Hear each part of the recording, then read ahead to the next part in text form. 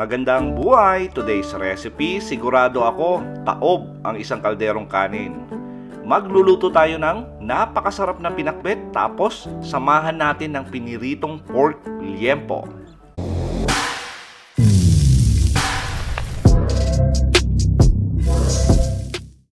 At umpisan muna natin sa pag-marinate ng ating pork belly or tawag dyan liempo.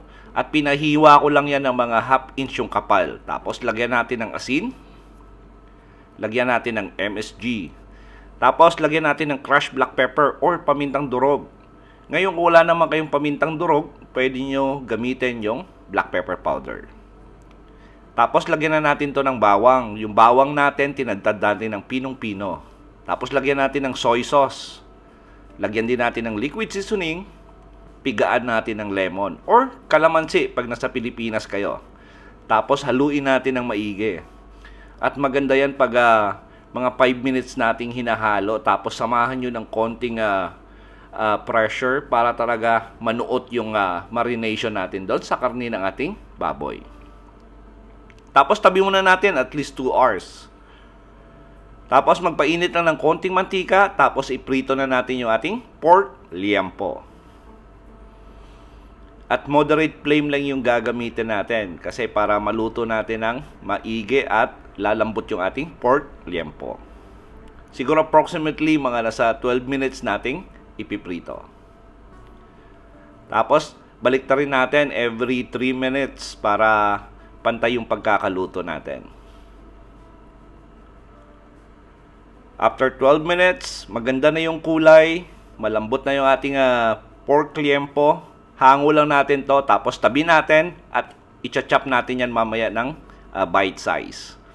Tapos lagay lang tayo ng konting mantika, tapos gisa natin yung ating bawang. And by the way, yung mantika na ginamit ko rito, ito yung natira kanina sa pinagprituhan natin ng pork liempo. Sunod na natin yung ating sibuyas at hiniwa lang natin yan ng maninipis. Sangkotsa lang natin hanggang maamoy na natin yung bango ng sibuyas at ng bawang or mag-iba na yung appearance ng ating sibuyas.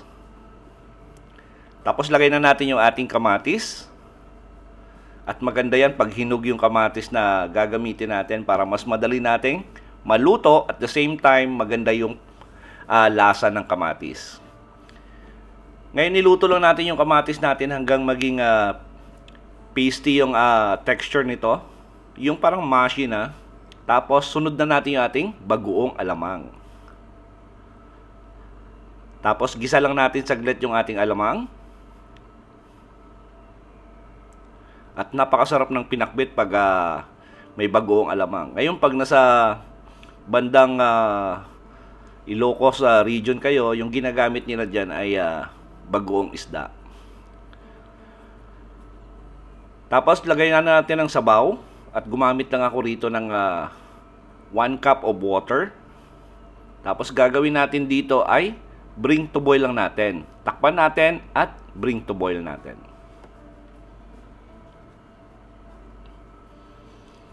Tapos pag kumulo na yung ating sabaw, lagyan natin to ng flavor enhancer at maglalagay lang ako rito ng isang pirasong broth cube. Tapos lagay na natin yung ating kalabasa. At yung kalabasa natin, hiniwa lang natin yan ng katamtamang laki. Tapos gagawin natin dito ay haluin natin, tapos tatakpan natin, simmer natin for about 5 minutes. Tamang-tama lang na lumambot yung ating kalabasa. After 5 minutes, check natin yung ating kalabasa. Pag okay na, lagay na natin yung iba pang gulay. Lagyan natin ng sitaw. Tapos lagay tayo ng ampalaya. At ilagay na rin natin yung ating okra. Tapos yung ating talong. Sabay na rin natin.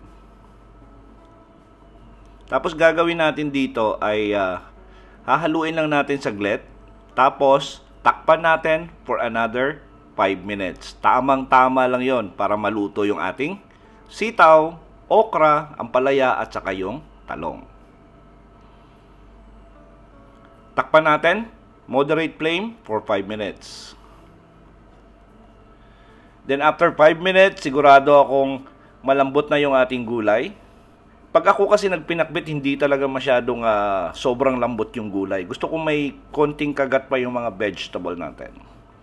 Tapos lagay na natin yung ating piniritong pork liempo. Hiniwa lang natin yan sa katamtamang laki. Yung parang isang subo lang. Tapos haluin natin. Tapos simmer lang natin for few seconds. Tapos pwede na natin i-transfer sa ating lagayan. At naglagay lang tayo ng toppings para sa presentation natin. At sigurado po akong nagustuhan nyo yung ating recipe sa araw na to. Please like and share this video. Tapos kung bago po kayo sa ating kusina, please don't forget to subscribe at pindutin yung notification bell para updated kayo sa mga susunod pa nating masasarap na recipe. Thanks for watching at ito ang Kusina ni Dan Levy.